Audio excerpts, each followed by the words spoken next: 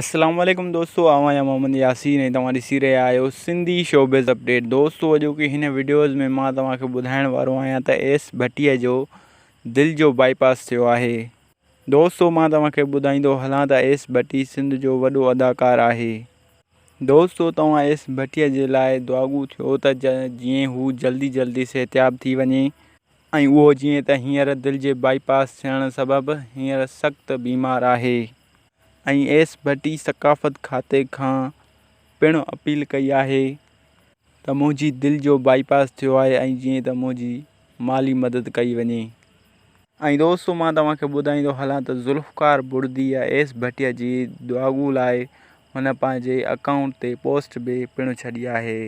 ज़ुल्फ़कार बुर्दी पंहिंजी पोस्ट में इहो बयानु ॾिनो आहे त एस भट्टीअ जी हिन वक़्तु तबियत तमामु घणी नासाज़ आहे ऐं जीअं त हुन जे लाइ दुआगू थियो ऐं जीअं हू सिहतयाब थी वञे ऐं पंहिंजनि ड्रामनि ऐं फिल्मुनि में कमु करणु शुरू करे। दोस्तों एस भट्टीअ काफ़ी ड्रामा कया, खोड़ीअ खे घुमरी, पिंघे में पधरा, पंहिंजा परावा, कंडनि जी सेज ऐं इन खां अलावा मश्करनि जो ॻोठु जंहिंमें ही वलू व्याजीअ जो करेक्टर निभाईंदो हुयो ऐं तमामु बहितरीनु हिन जा किरदार आहिनि। ही मश्करी बि तमामु घणी कंदो आहे कॉमेडी याने ड्रामनि फिल्मुनि में ऐं हिन जा काफ़ी तमामु वॾा सोप सीरियल बि पिणु थियल आहिनि। उहे सीरियल बि तमामु बहितरीनु कंदो आहे ऐं हिन खे ॿाहिराड़ीअ जे हिसाब सां तमामु घणी ॼाण आहे ऐं उहो ई ड्रामे खे तमामु ख़ूब तरह सां ॾिसंदो आहे ऐं उहे एक्टिंग पिणु कंदो आहे ऐं संदसि रहाश भिरिया रोड सिटीअ सां आहे।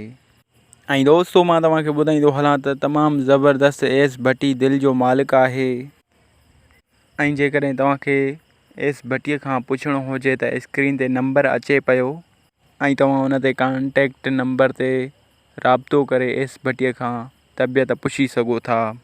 दोस्तों मां तव्हांखे ॿुधाईंदो हलां त एस भट्टीअ जी दिल जो बाईपास थियो आहे ऐं उहो तमामु हिन वक़्तु सीरियस इस्पताल में मुंतक़िल आहे।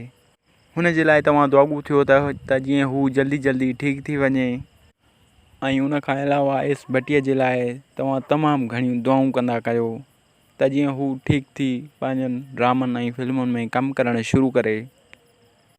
दोस्तों ही नंबर तव्हांखे जेको स्क्रीन ते नज़र अचे पियो उहो नंबर एस भट्टी साहब जो आहे। जंहिं बि दोस्त खे अगरि एस भट्टी साहब सां ॻाल्हाइणो हुजे या वरी हुन खां हुन जी तबियत जो हाल अहिवालु वठिणो हुजे त उहो दोस्त हिन नंबर ते राबितो करे एस भट्टीअ सां ॻाल्हाए सघे थो। एस भट्टी तमामु बहितरीनु तबियत जो मालिक आहे ऐं तमामु कॉमेडी एक्टर्स बि पिणु आहे। एस भट्टीअ जा काफ़ी ड्रामा हलिया हुया केटीएन ते, PTV खां वठी ऐं हिन वक़्त ताईं एस भट्टी ड्रामनि में स्टेज ड्रामनि में कमु करे पियो। जीअं त एस भट्टी बहितरीनु ऐं लेजेंड एक्टर पिणु आहे। दोस्तों अॼोकी वीडियो तव्हांखे पसंदि अचे त लाइक कंदा, कमेंट्स कंदा ऐं सब्सक्राइब करणु न विसारींदा। असांजे हिन चैनल सिंधी शोबिज़ अपडेट खे सब्सक्राइब करे घंटीअ जे बटण ते लाज़मी क्लिक कंदा। त दोस्तों एसि ताईं ॾींदा मोहम्मद यासीन खे इजाज़त। अल्लाह हाफ़िज़।